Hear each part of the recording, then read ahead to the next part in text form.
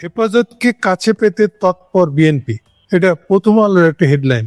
এটা আপনারা অনেকে চিনেন হয়তো, সেলিম জাহিদ বোধহয় ছেলেটার নাম। সে প্রায়শই জামাত বিষয়ক রিপোর্ট করে থাকে প্রথম আলো, তার একটা রিপোর্ট এটা।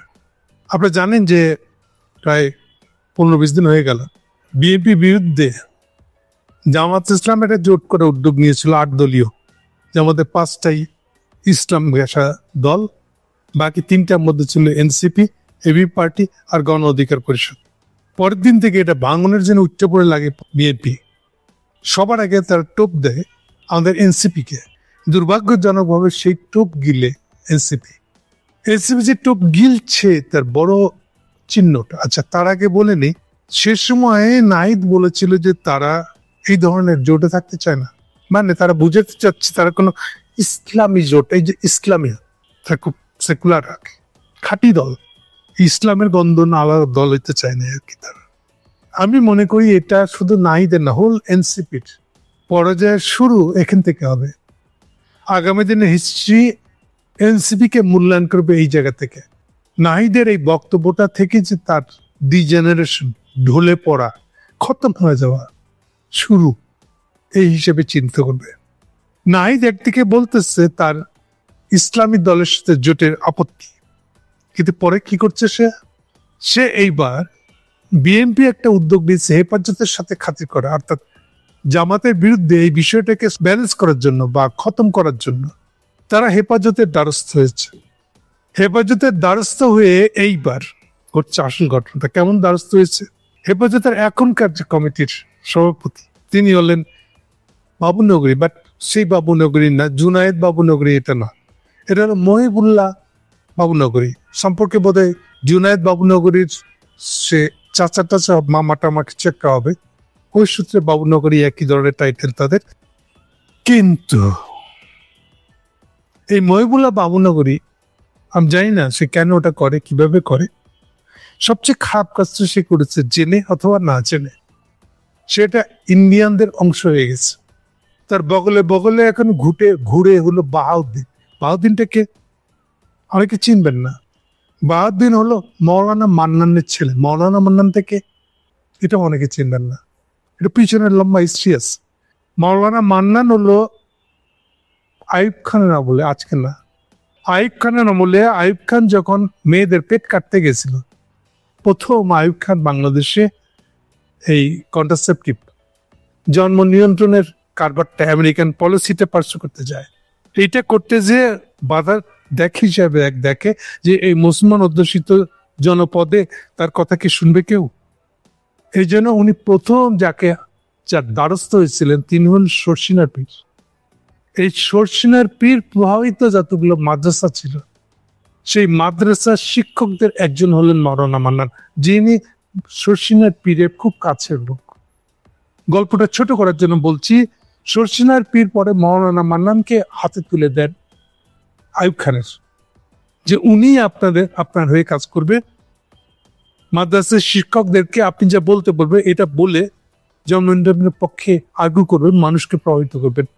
সেখান থেকেই মৌলানা মান্নানের উত্থান। মৌলানা মান্নানের সরকার, রাজনীতি, ক্ষমতা এগুলোর সাথে সম্পর্ক শুরু হয় সেকাল থেকে। আইয়ুব খানের আমল কিন্তু বলছি আমি, এটা খেয়াল রাখবেন। মৌলানা মান্নানের এই উত্থান থেমে যায় নাই, এটা চলতেই আছিল।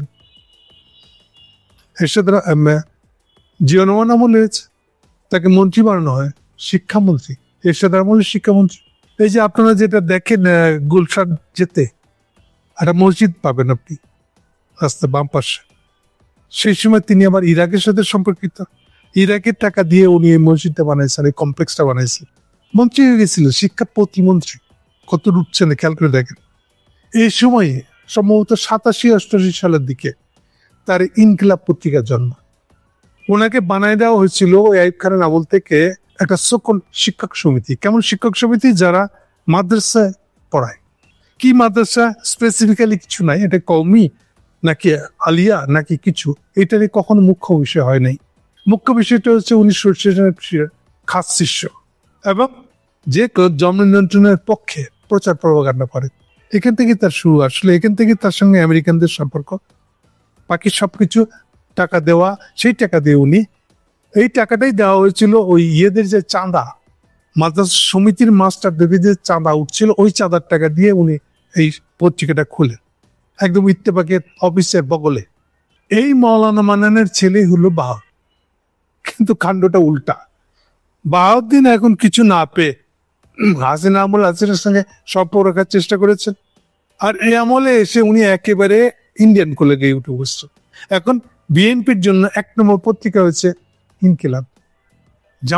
জামাত ইন্ডিয়ান হেল্প নিয়ে বাংলাদেশে কাজ করতেছে, এই নিয়ে 4 কলামে হেডলাইন বানিয়ে দিচ্ছে বাহাউদ্দিনের সাথে আবার একটা আছে পলাশ, না মেহেদি পলাশ। হাসিনা আমলে পার্বত্য চট্টগ্রামে যা কিছু ঘেটু হয় ডিজিফাই সংশ্লিষ্ট, এই ঘেটুর 1 নম্বর নায়ক হলে এই মেহেদি ছেলেটা। তাকে সম্প্রতিকালে প্রথম ইনকিলাব উপসম্পাদক জাতীয় একটা কিছুতে নিয়োগ দিয়েছে। এই সব কিছু মিলে এই প্রো ইন্ডিয়ান অ্যাক্টিভিটি শুরু হয়েছে। তারা কন্ট্রোল করে আসলে মহিবুল্লাহ বাবুনগরীকে। এখন আসি মূল যে জায়গায় ছিলাম। আচ্ছা, এই ফাঁকে আরেকটা কথা বলতে হবে আমাদেরকে, সালাউদ্দিনের সাথে সম্পর্ক কি হেফাজতের? খুব সম্ভবত আমি যতটুকু শুনছি সালাউদ্দিনের বাবা ছিলেন কওমি আলেম, ওই সূত্রে কওমি মুভমেন্টের নেতাদের সাথে তার বাবার একটা সম্পর্ক ছিল। এই সূত্রটাকে ব্যবহার করে সালাউদ্দিন হয়ে যায় বিশাল একটা কুতুব, যে হেফাজতের নেতাদের কাছে যেতে পারে, ঢুকতে পারে। এইটা বহু সময় বহুবার অনুমান করে সে বহুবার নিজেকে বিরাট কুতুব হিসেবে হাজির করেছে তারেক সাহেবের কাছে। আর সেই সূত্রে তারেক সাহেব বেশিরভাগ সময় তাকে অ্যাসাইনমেন্ট দিয়েছে, আচ্ছা হেফাজতকে দিয়ে এই কাজটা করে আনেন, ওটা করে আনেন। তো এবারও একটা কাজ দিয়েছে, কাজটা হলো হেফাজতকে দিয়া জামাতের বিরুদ্ধে একটা বয়ান তৈরি করা, হাজির করেন। জামাতের অত্যাচার তো পাইতেছি না, আমাদের বিকল্প হয়ে দাঁড়াতে চাচ্ছে। সো সালাউদ্দিন সাহেব চলে গেছেন আসলে এই বাবুনগরীর কাছে, মহিবুল্লাহ বাবুনগরীর কাছে। এগুলো সবই নর্মাল, যা যা বলছি তার সাথে মিলে, কিন্তু যেটা মিলে না, প্রথম আলোর রিপোর্ট বলতেছে সালাউদ্দিন সাহেব যখন মহিবুল্লাহ বাবুনগরীর কাছে যাচ্ছেন তখন তার সাথে ছিল কে? সাথে ছিল নাহিদ এনসিপি নাহিদ, যে 2 দিন আগে জামাতের সাথে ইসলামী দলের সাথে উনি জোট করতে চান না। সেই নাহিদ গেছে হেফাজতের নেতার সাথে দেখা করতে, তাও আবার সালাউদ্দিনের হাত ধরে। এখানে রীতিমতো একটা ঘূর্ণি তৈরি হয়ে গেছে। ঘূর্ণিটা কেমন? এটা বহু কিছু মিন করে। আসলে এটা মিন করে যে এনসিপি ফুল স্টপ, এনসিপির দিন শেষ। এনসিপি মানে নাহিদরা টের পাইছে যে তাদের রেজিস্ট্রেশন দিবে না, ইউনূস সাহেব তাদের রেজিস্ট্রেশন দিবে না। এখান থেকে উনি জাম্প করতেছেন একেবারে বিএনপির কোলে। এটা জানা সত্ত্বেও যে বিএনপি এখন ঘোরতর ভাবে ইন্ডিয়ার সাথে সম্পর্কিত, অর্থাৎ নাহিদদের কিছু যায় আসে না সে ইন্ডিয়ার কোলে উঠে গেল কি গেল না, এতই বেপরোয়া হয়ে গেছে।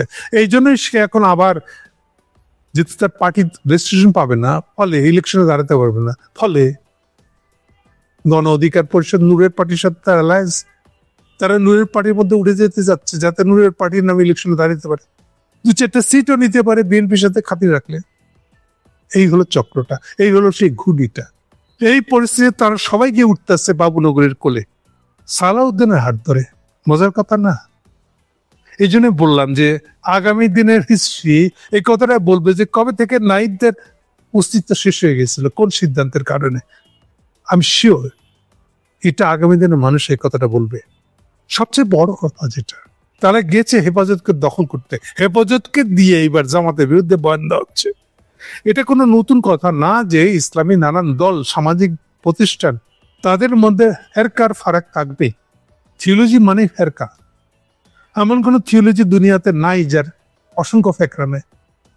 এবং ফেরকাগুলোর মধ্যে দেখা যায় টপ 8টা ফেকরা থেকে কমপক্ষে, আর খুচরো কত উঠতে থাকে তার ঠিক নেই, অগুন্তি। ক্রিশ্চিয়ানিটিতে দেখেন এরকম ফেরকা পাবেন, খুব স্বাভাবিক। এটা যেহেতু কিতাবিক ধর্মগুলোতে এটা তো আপনার বদলানোর কোনো সুযোগ নেই, আপনি বদলাতে পারেন না। আবার এগুলোকে চলতে হয় অন্তত কমপক্ষে 1000-2 বছর ধরে, অর্থাৎ বেশি। ফলে মানুষ যেটা করে ফেলে ইন্টারপ্রিটেশন, কালামটাকে বয়ান করবেন কি করে, এইবার বয়ানের মধ্যে ফারাক এনে ফেলেন আপনি। আর এক গ্রুপ যেভাবে ব্যাখ্যা করছে আপনি আরেকটা ব্যাখ্যা দাঁড় করেছেন। যদিও বলা আল্লাহ তালা দিয়ে দিচ্ছে কালামের ভিতরে, ওই তালা খোলার কোনো মুরদ মানুষের নাই, কিন্তু মানুষ যেটা করে ফেলে কালামে ইন্টারপ্রিটেশন, ব্যাখ্যা দাঁড় করে ফেলায় নানান রকম। সেটা মোস্ট কমন যে দলের ভিতরে ফেরকা থাকবে। তো ফলে জামাতের সঙ্গে হেফাজতের একটা ফেরকার ফারাক থাকবে, এটা নতুন কিছু না। বাট এটা কি বড় কিছু? না, প্রশ্নই আসে না। বাস্তবতা বলছে, বাস্তব হিস্ট্রি বলছে এটা কোনোই পয়েন্ট না। যদি থাকতো তাহলে 5ই মে 2013, ভুলে যাবেন না, শাপলা চত্বর, 5ই মে দিন হেফাজতকে প্রোটেক্ট করছে, একদম ফিজিক্যালি প্রোটেক্ট বলতে যা যা বলায়, হাতে তৈরি অস্ত্র থেকে শুরু করে সব ধরনের অস্ত্র দিয়ে তাদেরকে প্রোটেক্ট করে রাখছে, যে সেই হলো জামাত ইসলাম, সেই হলো ছাত্র শিবির। এটা আমার চেয়ে ভালো কেউ জানে না। আমি এটার ভিতরে এত ভাবে জড়িত ছিলাম। আমার নাম হিন্দু হতে পারে, কারণ আমি এর আগা 5 তলা সব জানি, এর পক্ষে কাজ করেছি। ফলে আজকে হেফাজতের সাথে জামাতের কত দূর, তারা কত ফেরকা, কত ফারাক আছে তাদের মধ্যে, না এগুলো যারা যখনই এই তহত্যার খাইনটা তুলবে বুঝতে পারতে তাদের অন্য উদ্দেশ্য আছে। ফেরকার ফারাক থাকা সত্ত্বেও তো এই কাজ করছি আমরা, বাস্তবে এটা ঘটেছে। ফলে এটা সম্ভব, আমাদের ব্যাখ্যার পার্থক্য থাকা সত্ত্বেও কোনো একটা কমন কজে একসাথে কাজ করে, এটা নাথিং নিউ। কেউ যখন ফেরকার বিষয়টাকে বড় করে তুলতে চায়, ঠিক সেই কাজটাই করেছে সালাউদ্দিন আর নাহিদ গিয়ে। এখন নাহিদকে এই দায়িত্ব নিতে হবে। তার মহিবুল্লাহর কাছে যাওয়াটার অর্থ হচ্ছে তাই, বাহাউদ্দিনকে দিয়ে ইন্ডিয়ানরা পাঠাচ্ছে মহিবুল্লাহর কাছে। মহিবুল্লাহ পাশে আজকে সারাক্ষণ ফাঁকে যে ডান পাশে বা পাশে বসে থাকে, সে হলো বাহাউদ্দিন। ফলে কে যে কখন কোন উদ্দেশ্যে কোন ধান্দায় কার সাথে কি করতেছে, এই বিষয়গুলো না জেনে চোখ বন্ধ করে আমি হেফাজতের পক্ষে থাকবো না। আবার হেফাজতের পক্ষে যদি গেলেন তাহলে আর জামাত দোষ করছিল কি? তার মানে আপনি যে জায়গা থেকে দেখে যে ব্যাখ্যাটা দিচ্ছেন, এই ব্যাখ্যাটা তো ইন্ডিয়ান ব্যাখ্যা, এটা তো হিন্দুত্ববাদী ব্যাখ্যা। জামাত ইসলামের দোষ হলো 71, হেফাজত দোষ পাবেন না। এই হেফাজতকে প্রথম আলো কি করে নাই 13 সাল থেকে শুরু করে এই পর্যন্ত, এখন হেফাজত খুব আপন হয়ে গেছে প্রথম আলো। মজা না? এই যে রিপোর্টটা লিখতেছি হেফাজতকে হাইলাইট করে, মহিবুল্লাহ বা মনে করি তাদের একদম কি পার্সেন্ট হয়ে গেছে, একটা মজা না এটা? 13 সাল থেকে কি করে নাই? এই যে ফারজানা ইয়ের 71 টিভি যে জেলে বসে কাঁদতেছে, যাকে নিয়ে মাহফুজ আনাম লিখতেছে, সে তো নারী, অন্তত এই জন্য তাকে ছেড়ে দেওয়া উচিত। এই ফারজানা বাবুনারকে নিয়ে, হেফাজতকে নিয়ে যত ধরনের বাজে গুজব তৈরি করা যায়, ক্যাম্পেইন করা যায়, মিথ্যা ক্যাম্পেইন করা যায়, এই সবগুলো করছে না। এই কাজে প্রথম আলো জড়িত ছিল না, আর এখন মহিবুল্লাহ তাদের খুব আপন হয়ে গেল। এই হচ্ছে তামসার দিকটা আসলে। এনিওয়ে, যে কথা বলতেছিলাম, নাহিদকে এর খেসারত দিতে হবে। আগামী দিনে হিস্ট্রি নাহিদকে কিভাবে ব্যাখ্যা করবে সে কাহিনী উনি লিখে ফেলছে। সমস্যা হলো বিএনপি ছাত্র সংসদগুলো থেকে আউট হয়ে যাচ্ছে, তাই উনি এখন ভং ধরছে। ইভেন এনসিপি নাহিদরাও তো ছাত্র সংসদ থেকে আউট, তাই উনি এখন সেকুলারদের বয়ানামিতে ঢুকতেছেন। জামাতের সাথে তো করা যায় না জোট। তো সালাউদ্দিনের হাত ধরে মহিবুল্লাহর কাছে যান কেমনে? এটা কোন কোন ইসলাম? এটা যে ইসলাম আবার এন্ডোর্সড বাই প্রথম আলো। হ্যাঁ, এগুলো কি দিয়ে ব্যাখ্যা করবেন আপনারা? আমি বুঝতে পারি না যে আসলে নাহিদের আর কাপড় চুপড় নাই কিচ্ছু গায়ে। আপনি রোহের লোক সালাউদ্দিনের হাত ধরে মহিবুল্লাহর কাছে যাচ্ছেন, মজা না? একদম সিম্বলিক। আপনাদের অতম কোন জায়গায় গেছে এটা দিয়ে বোঝা যাচ্ছে। সালাউদ্দিন আমার ব্যাখ্যা দিয়েছে, হেফাজত ইসলামের আমির রাজনীতি করেন না, তিনি বিখ্যাত আলেম এবং মুরব্বী মানুষ। আমি তার সাথে সাক্ষাৎ করে দোয়া চাইতে গেছিলাম, এ বেশি কিছু না। অ্যাকচুয়ালি সালাউদ্দিন তার প্রো ইন্ডিয়ান দালালিতে মহিবুল্লাহকে সাথে নিয়েছে, এই হচ্ছে কাহিনীটা।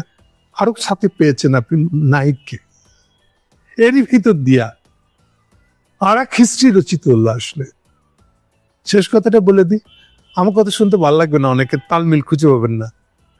আমি বলবো এই প্রত্যেকটা আচরণ, এটা হচ্ছে তাদের পতনের ইঙ্গিত। শুনে মনে হচ্ছে উল্টা কথা বললাম আমি। তারা তো এই কথা দিয়ে ইলেকশনে কাছাকাছি চলে যাচ্ছে, ক্ষমতার কাছাকাছি চলে যাচ্ছে না।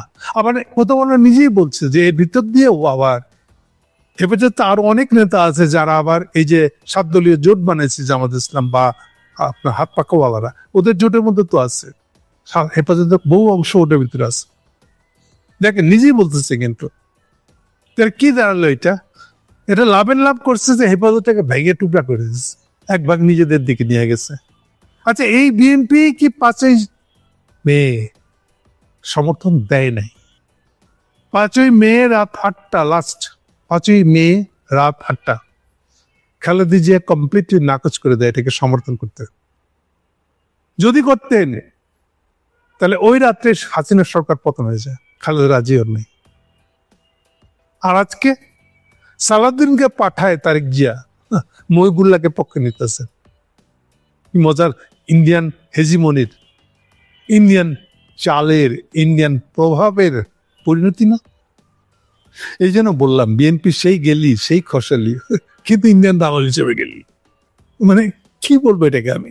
এনিওয়ে, সার কথা বলছি আমি বারে বারে সবাইকে, যারা যারা এই কাণ্ড করতেছেন তাদের পতন অনিবার্য।